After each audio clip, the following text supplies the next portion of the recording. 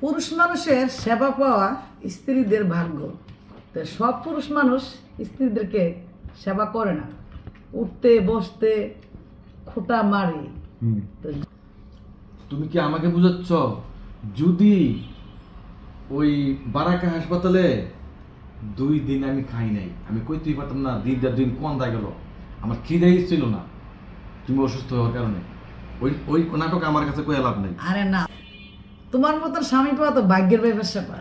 আসলে কিছু কিছু ভাইয়েরা আছে যে তারা স্ত্রীদের সাথে খুব খারাপ বিহেভ করে।